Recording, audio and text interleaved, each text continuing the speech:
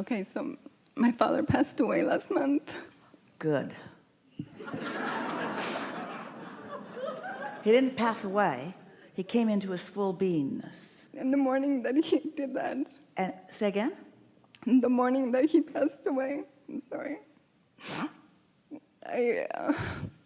I saw the most beautiful sky, Yeah. and I knew it was him, Yeah. and I was okay with that. Yeah. And I allowed him to go, and I was happy for him Yeah. because I knew where he went. Doesn't seem like you're that happy.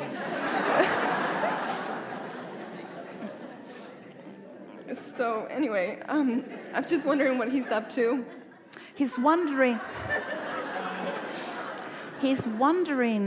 why humans, he remembers being one, but he spends no time thinking about it. He wonders why you make such a big thing and find discomfort in the best thing that, as far as he is concerned, has ever happened to him. Because he is reemerged with the knowing that he is and always has been an eternal being, that you are too. And so he's rendezvoused with all that he really is, and he's in complete satisfaction with everything now and wants you to feel it too, and recognizes that you're still in that human place of wanting to acknowledge loss and separation, but he'd like you to get over that, because he is not lost to you and you don't need to be separated from one another. And so he's doing great, and he's not focusing upon your distress. He doesn't see it as distress, but there is a sense of wanting to impart to you that you're being overly dramatic, and he seems to recall telling that to you before. You ever heard it before from him? Maybe in some ways. Yeah. I guess I kind of want to know if there is anything that he might want to say. It was that all is really, really well, weller than he has perceived in a long, long time. He just wants you to feel that, and watch for evidence all around you. And that brings me to my next question, which is, when I think of who he is now, I'm happy and I go about my day, and I'm not, I know he's in a good place.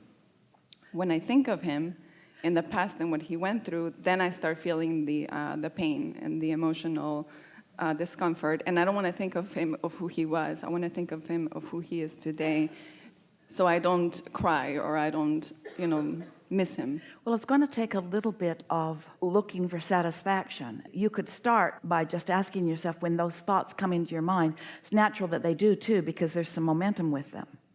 It's like landmines that just sort of come up based upon a television commercial or something that someone is saying, or there are all kinds of triggers for it.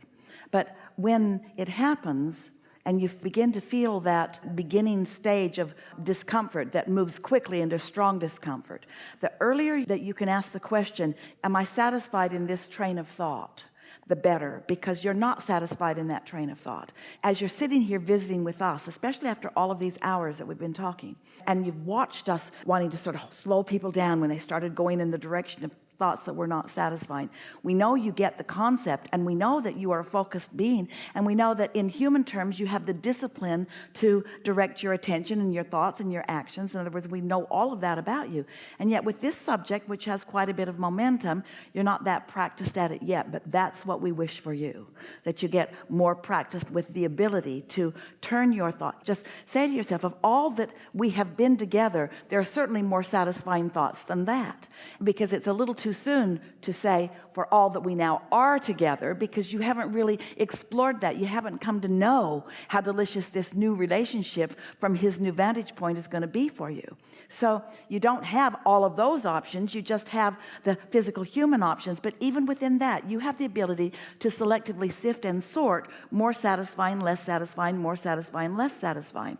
He's encouraging you, if you can, to stay off the topic altogether just for a little while, because there are so many triggers and landmines there. And there's no point in you doing any suffering about that, because there's no suffering going on now. So why reconstitute the suffering?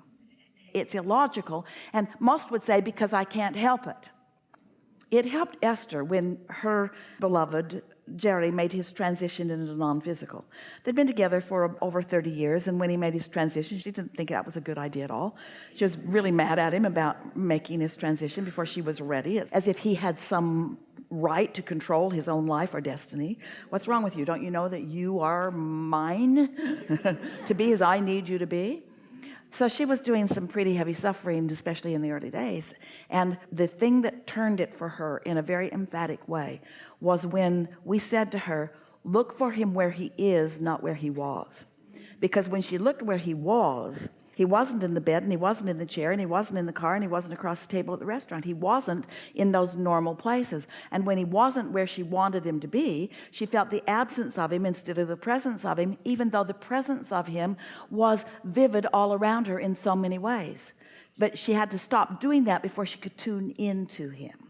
And once she allowed herself to feel him where he now is, the bigness and the fullness and the alignment and the openness and the eagerness and the willingness and the bigness and the wholeness of him was just intoxicating. But it took a little training, because you're trained to one orientation and not to the other, which is what we've been talking about in this whole gathering. We're not wanting to distract you from your human life and your human creations, because that's why you're here. You're here to be a creator, and thoughts are supposed to manifest into things, and relationships with live bodies of flesh, blood, and bone. It's right that you have those experiences with one another, and we're not trying to talk you out of any of that, but we are wanting you to also acknowledge that there's another part of you that is equally vivid and real, that when you tune to it, that tuning will enhance everything that you are focused upon in the physical.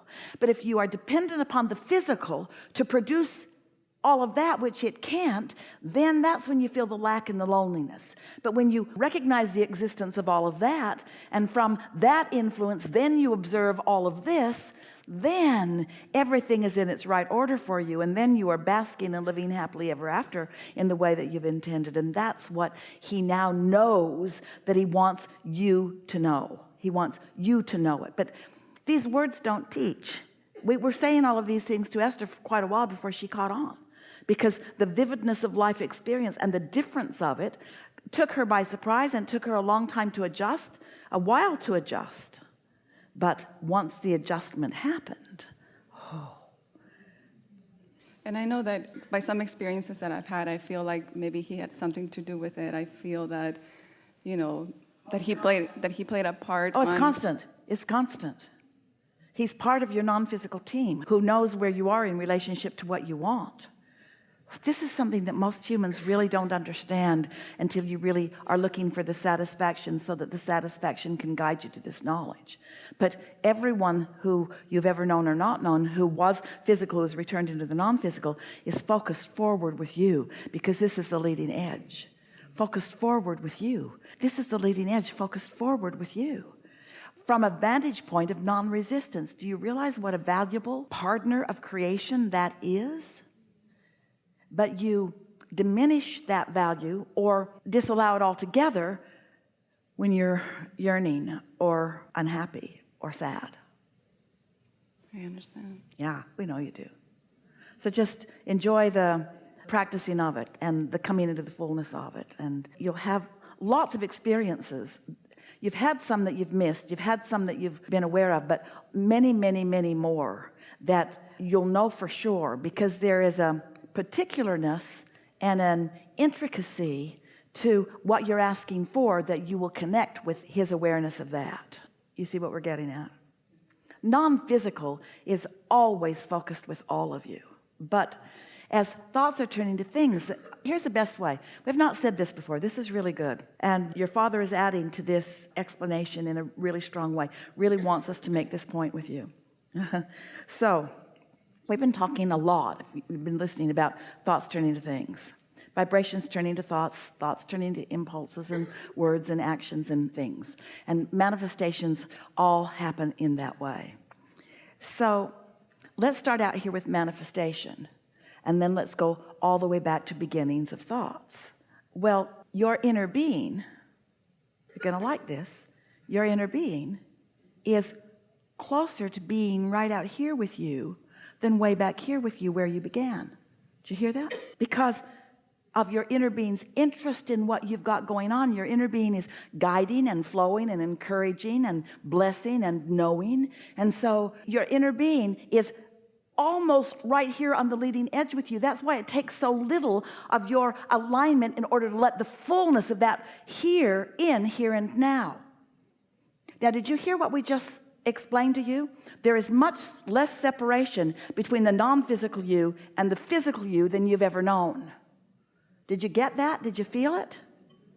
And so when someone that you really care about makes their transition into non-physical, and because you remember them in the vividness of their physicality, that gives you closer access to the non-physical that's right there. It's easier for you to accept the existence of non-physical now that you're looking for your Father there. Now, we've said that many, many times before, but what we haven't said before in this poignant way is that your inner being and your Father and those who really know you and care about you, they are so close to being right here where you are. It is really interesting that you're not noticing them more. They're right here, not lurking. Well, yeah, lurking. Aware and interested and helping and rooting for you in ways that often in their resistant human body they were not doing. They're different. They're pure positive energy. They are in sync with the wholeness of who you are, but still so much more aware of you than you have been letting yourself know. At first, when Jerry and Esther realized that we were lurking, they felt a little shy until they realized that our awareness of them was love only. Our awareness of them was encouragement only. You just can't do something or be something or think something that causes the source within you to turn away or to disapprove. And so as you realize that, and so you become less and less self-conscious, meaning less and less human conscious, then you allow yourself to be more and more integrated with the non-physical consciousness, and your Father, recently reemerged, is a really powerful bridge to that. And he is delighted in this new role that he now is playing, and it is his desire that you understand it so that you can benefit from it quickly. And there's one more thing. When he made his transition, I was almost wanting to feel what he felt in his reemerging, and of course elation, exhilaration, indescribable. Because I know that relief, you might call it relief, but it was so much more than relief. It was elation. Can you imagine coming into the full recognition of everything that you've created through all that you've lived, coming to the whole fullness of who you are, the full recognition of who you are in less than a moment? We can't even describe a small enough particle of time. A releasing of all resistance. In my lifetime, I don't know anybody, or personally to me, that has put so much in their vortex like he did. Yeah. And well, then you got to be pretty happy about him reveling in all of that. Yeah. Enough? Really good. Really good. Time to get over that death thing. Since first of all, there isn't any, and second of all, you can't control it. Might as well just be satisfied with it and then let it be what it really is. Be what it really is. Be what it really